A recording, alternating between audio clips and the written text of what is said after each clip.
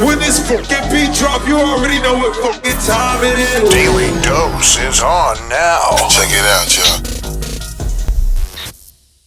We begin with shouting out our brother Travis Scott, as we found out that Travis Scott has now gone diamond. And for those who don't know, listen, diamond is when you sell over 10 million records, and that's what he's done with the song "Sicko Mode." Man, can you believe that, Carisma? 10 million I can easily believe that. I definitely believe that. Travis is the wave right now. So go ahead, LaFleur. Yeah, man, this is salute to Travis Scott. Salute to Drake also, because he's on that feature. And just in case you want more stats with Travis Scott, well, he's surpassed 1.2 billion streams on Spotify alone for Sicko Mode. Billion, baby. Congrats, Trav. This is Travis Scott's world, and we're just living in it, straight up. So we got to salute is Megan Thee Stallion, because we already know she's conquered everything. Magazines, SNL, but she is trying to end the war on catfishing. All right, Carisma. How many times do people catfish or they lie in their bios just to get some play? Well, she's partnered up with Tinder for the Put Yourself Out There challenge. Basically, they're gonna pay people to not lie anymore on the Tinder profiles. All right, so no unfiltered pictures, and you got to keep it a stack in your bio. Okay, keep it real. And they're gonna pay you, Carisma. They're gonna pay you. I want to see them stretch marks. Bust them out. Let's see the stretch marks. Listen, 100 users will get a chance to win $10,000 each. At the math right there, that's $1 million being given out just so you won't lie. Can you believe that? I love it. I love it. We need more of that. We need more authentic realness. It's getting too weird out here, bruh. Hey, look here, man. I'm in a relationship, but if I can win $10,000, I'm going to create a Tinder. I'm just telling you like that. And this is the face you're going to see right here. Like, boom, back. That's what you're going to get. Let him do it, Ashley. Let him do it. Our next guest, he's got no problem with being himself. He's unapologetically himself at all times since day one. It is an honor and a privilege to bring in Juicy J. Hey, what's up, G? Hey, legend. Good morning, G. Yo, what's good, man? Man, you. Thank you, man. I'm feeling good, man. And listen, and you know we're not capping either when we call you a legend, man. You've been in the game for a very long time, but not only that, you've been so relevant at the top. You know what I'm saying? Changing the way we talk, changing the music we make. That's you, man. That's Jay. Thank you, man. Thank you. I appreciate it, man. I've been doing this for so long, man. I ain't gonna lie, it's almost like a dream come true to be here for this long, you know, and hear people still mess with the music and, you know, still dancing, still smoking to it, still loving it. Come on, man, we have to, man. The new album is out now, by the way. The Hustle Continues. That is the name of the album. It's been about a couple days or so, man. And honestly, I've heard most of the album, bro, and I'm rocking to a couple songs, and I can't wait to talk to you about that. But why was it important, man? Like, I know you get this question a lot, but why was it important for Juicy J to drop an album in 2020? Man, I've been sitting on this jump for over 2 years. It's about time. It's about time. And you know, I felt like that, you know, I worked hard on this album. I feel like this album is like when Dr. Dre did The Chronic. I feel like this is my Chronic. Okay. And, you know, I feel good about it. I've been working on it for over 2 years. And, yeah, man, this is where I'm at, man. You know, I had to drop it. You know, it was time.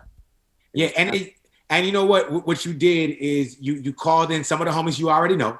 You know, say obviously You've been rocking with Wiz for a cool minute, Chains, but the song that's going off is She Gon' Pop It. All right, Megan Thee Stallion and Ty Dolla $ign, which seems like a recipe for success. You got Megan, Ty, and yourself. How did that song come about, man? Did you reach out to Meg, to Ty? Was this pre-COVID? We did that song like probably a year and a half ago. And that's the first song. Like, okay, the first time I met Meg, she came in the studio, we vibed out, we talked. And this is the first song I played to her. She said, play me some music. And this one I played, and she went in the booth and killed it. Love it, man. That was the first time y'all met, huh? Like, first time, yeah. I know she was juiced for sure. She killed that joint, man. And then, you know, a year or so later it comes out. But, you know, I sit on music all the time. Well, I take my time with it. Well, let's talk about the 1995 joint with Logic. I know that's another joint like where, and I love the vibes you got on that track, by the way. You produced 1995? I produced it with Six. Got you. Yeah. Six brought me the record, and I put the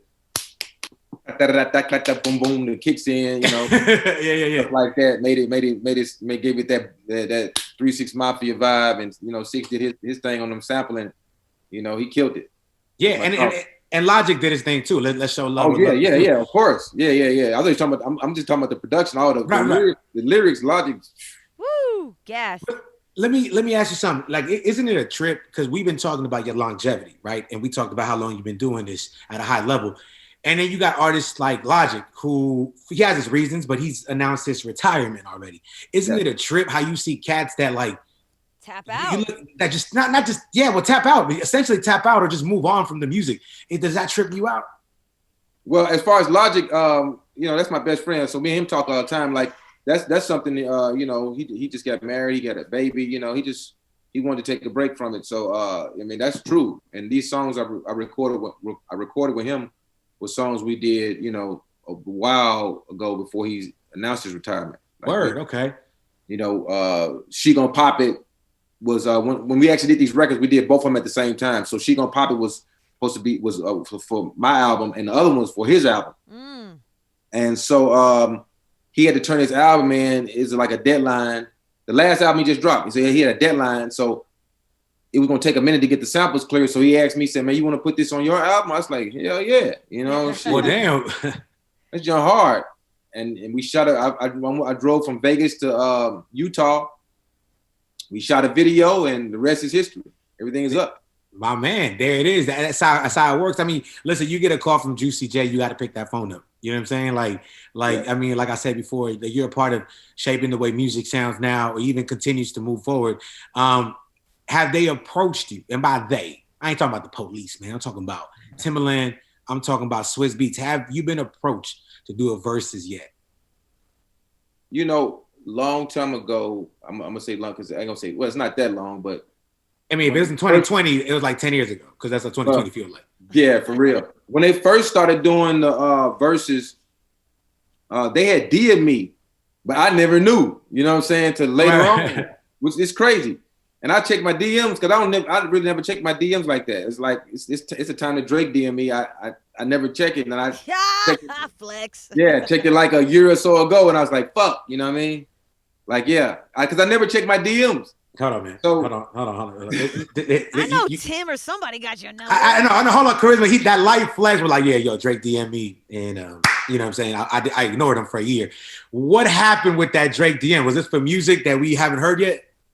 No, I don't know what he DM me about. I he still don't know. You still haven't opened it?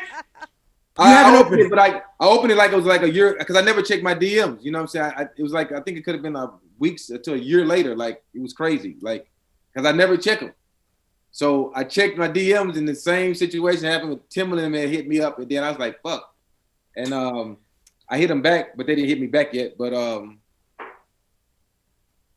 I'm ready to do a Verzuz now. We need that 3-6 Mafia. Yeah, we need it. We definitely do, but I love like he layered this shit so much. Like, so I'm thinking number one, you know how Drake love to sub people. I'm like, boy, what if Drake is subbing Juicy J this whole time because he won't answer his message? That's number one. Number two, obviously we're talking about a 3-6, including everything you've done as a solo artist. Woo! 3-6. So who would that be against? Like what rap group can go hit for hit with 3-6? I mean, bro, you let me know. I think OutKast and 3-6 Mafia would be dope. Ooh, I love it. And if I do a solo joint, I think Pharrell would be dope. Oh, he said Pharrell. So you want to put the production versus production. Yeah, all that. I like that. All that. I mean, 3-6 Mafia is here, man. I'm about to say, hold on. Am I tripping? Does Pharrell have a Grammy? Yeah. He got a Grammy. And you got a Grammy. I got an Oscar. That would be a Oscar. I'm sorry, you got an Oscar. That's what I meant. I meant Oscar. So Pharrell don't got an Oscar, does he?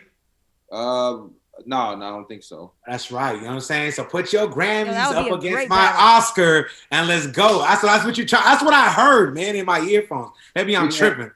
Pharrell is one of the best producers in the world to me. You know what I'm saying? And I've always, I'm a fan, and I just think it'd be dope, man. You know what I mean? You know what I'm saying? I love his music. And me and him, like we just, he an Aries, I'm an Aries. You know, we didn't dated some of the same women back in the day. Let's make it happen. You know what I'm saying? Make it happen. good. You know what I'm saying? So I mean, I think we should we should make that happen, man. You know what I mean? You know, we got a lot in common, man. You know. I love it. That reminds Let's me of make it that. happen. That reminds me of that Jay-Z line, man. We got more in common than just balling and rhyming, you know, more in common. Speaking to Jay, I know I'm bouncing off, topic to topic, but we hanging out with Juicy J. You know what I'm saying? The album is out now. How can we not be excited? You know what I'm saying? But speaking of Jay, am I tripping, or has there never been a Jay-Z like 3-6 collab? Am I tripping? No, it never been a Jay-Z in the 3-6 Mafia. Like, nah. Cause it just trips me out, cause like you guys almost came out around the same time. I mean, like if we get into the debut albums about right, Jay was like what 96, you guys were about what 95? Yeah, it was like 95, 90. Yeah, right. Well, actually, I thought Jay-Z came up before then, but Reasonable Doubt was 96. That was 96 for sure. You're right. He was around, but so were you guys. I mean, it just trips me out. Like artists that came out at the same time never once collaborate. Is there a reason why y'all never made that happen, or just conversations never happened? We had this song called Sipping on Some Scissor. Mm-hmm. Right. We had Sipping on Some Scissor. We was trying to get Jay-Z or either Eminem on the song, and wow. But Jay-Z he told my A&R, he said he didn't sip syrup. So I understood that why he wanted to get on that song. And then then we sent it to Eminem, and then I gotta figure out something happened with that. But man. I mean, we reached out though, you know what I'm saying? But it's all love. We'll get that feature one day, you know what I'm saying? So M curved you the way you curved Drake. I didn't. You didn't see the DM. Don't start that press. I know. I'm just kidding. Don't start the press on me. But look, no, I didn't curve anybody. I said I just didn't look at my DM. Like I don't really check my DMs. You know what I'm saying? I hear you. I just think it's never curve, man. No, listen, you've been drinking and I've been drinking. Look, I'm just messing with you, but I just think it's a trip. Like Jay-Z not wanting to get on that song, because that song was huge, man. But he kept it pushing, he kept it moving, man. So you never know this. Real. I mean, he kept it real. If he ain't sip syrup, that's just keeping it real. Like you can't expect everybody to jump on a song something they don't do or vibe with. You know what I'm saying? So exactly. And you being a G, you understand that, you know what I'm saying? Yeah. And I think, keeping Juicy J around, listen, just in your inner circle, I feel like it's played so much dividend for a lot of artists, right? Like they can go to you, they can not just feedback on music, fuck the music, but like on life shit. And what we've been seeing recently, obviously, is this unfortunate killings of young rappers, man. And not just young rappers, then you got the situation with like Casanova 2 times, right? Like, what is the best advice that Jay can give these younger artists, man? Because unfortunately, like they're dropping like flies, man, or they're getting locked up, like incriminating themselves. Like, what can Jay, what advice would you give these younger artists? Man, I don't know, man. It's just so bad, and it's just like a lot of times when you grow up in that environment, you don't really have, and you ain't got nobody really helping you or telling you, hey man, do something else or try this or try that. And it's hard, man. You know what I'm saying? It's real hard. Like I could tell somebody something like, hey, don't do this or don't do that. But you know what I'm saying, man? Like when you come from that environment, are they really gonna listen to that? We can try, but it's tough, man. Like I think that it starts with the parents. I think the parents have to teach the kids, man, and somebody, either the mom or dad, whoever's around the home, has to try to tell that kid, hey, maybe we need to do this. Somebody gotta, because when you growing up, you ain't getting that. If you ain't getting no supervision, nobody telling you, and all you know is shoot 'em up, bang bang, or selling dope or whatever. It's gonna be hard to try to, switch that, change it, because people are stuck in one. They programmed it just to do this. They don't know nothing about the outside world. They don't know nothing about, their success on the other side of the fence or whatever. So it's just tough, man. Like I said, only thing I can say to the parents, when you're growing your kids up, just pay attention, what they got going on in their life, and, try not to steer them in the wrong direction. Try to steer them in the right direction. Yeah. And who was that person for you though? Like who was that person that was in your ear or keeping you going, keeping you focused on the main goal? Yeah, my mom and my dad, you know what I'm saying? Parents, man, yeah. Parents, it starts with the home. You know what I'm saying? They was like, I would go out there and do that, do this, and then let me do whatever I want to do. Man, I probably wouldn't even be here today. I'd probably be dead somewhere, like, locked up in jail. But like, by them staying on me and telling me, hey, you know, maybe you should do this, maybe you should do that, or try this, or try that, or don't do that, or be careful with that. You know, you gotta and me listening to them. So plus, a lot of people are just learning how dangerous social media is for these new rappers, and just putting out where they're located, all that stuff. So that's a whole new territory as well. Yeah, it's crazy. Yeah, I mean, I could only imagine what your IG feed would look like if you had IG back in the day. You know what I'm saying?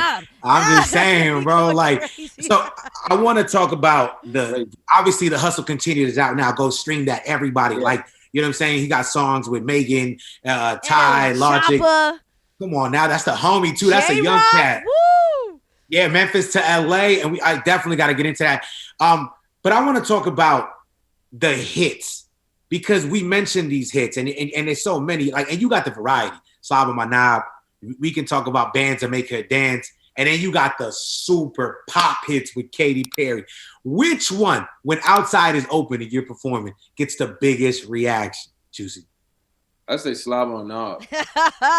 Classic. Slob On My Knob, man. Everywhere I go, I went to Tokyo years ago, and I left Slob On My Knob, and they knew word for word. They couldn't even speak that good English, but they knew the words of Slob On My Knob. Fuck me up. No English, but they knew lick on my butt. All day. Yo, and how did you go from that, right? How did you go from like making the music, making the strip club music, making this music for the streets to linking up with Katy Perry? Obviously, like it was such a huge success, right? Like, how did that come about? Was it a label situation? Did she approach you? Yeah, Dr. Luke had reached out, and he said, yeah, Katy Perry want to get you on a song, on an album. And I was like, all right, cool. He sent the song over. I did the verse. And then a week later, he was like, she want to meet you. She wants you to change up the last 4 bars. Oh, what shit. You must have. What did you say? That's what I want. I want that verse.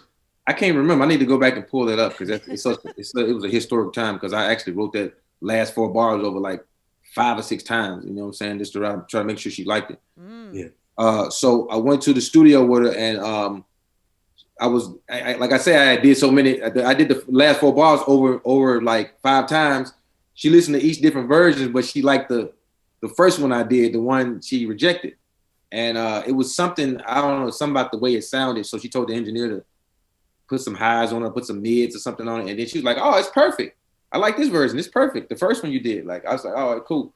Yo, low key, I remember when this shit happened, man. I remember being super like, I was heated, man, when she didn't bring you out for the Super Bowl. I said, how come this is Jay's moment? I think that tweet is alive somewhere. I'm like, Jay had to be out here on the Super Bowl, man. How can we not have him out here?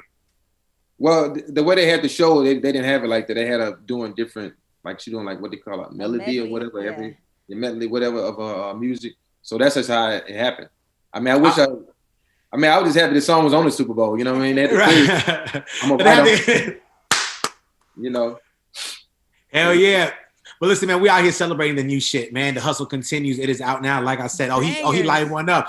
Hey, you know what? I'm glad you did that right now because that moves on to the next segment. It's a little segment I created about 5 minutes ago. It's called Shut the Fuck Up or Light It Up. All right. So I'm gonna tell you if they should shut the fuck up or are you rocking with that? Donald Trump, shut the fuck up or light it up. Shut the fuck up. All right. We're going to make it a little harder. Kanye West. Light it up. Light it up. Still rocking with you. You can't deny the music, huh? No matter what, Ye still got that music going on. Light it up, man. All right. The new Kevin Hart comedy special. Shut the fuck up or light it up. I haven't seen it. No! I haven't seen it. Good. I mean, you missed out. You would have got great sleep with that comedy special. It would have been. I want to check it out. Kevin Hart. It would have been therapeutic. All right. I'm gonna see what's up. All right. Ready? The people that say Juicy J, we want that old shit. Shut the fuck up or light it up. Light it up. Hey. You don't run from that, right? A lot of artists like they usually they're very they're very defensive when you bring up the classics. Not Juicy J. Nah, I just remake my classics over. My shit like 20, 30 years old classics, so I just remake a classic. All right, cool. No problem. Bet. You know what? The people that say Waffle House is overrated, shut the fuck up or light it up. You can't. Oh, my man. Enough said, man. Thank you for playing, man. That's our brother Juicy J.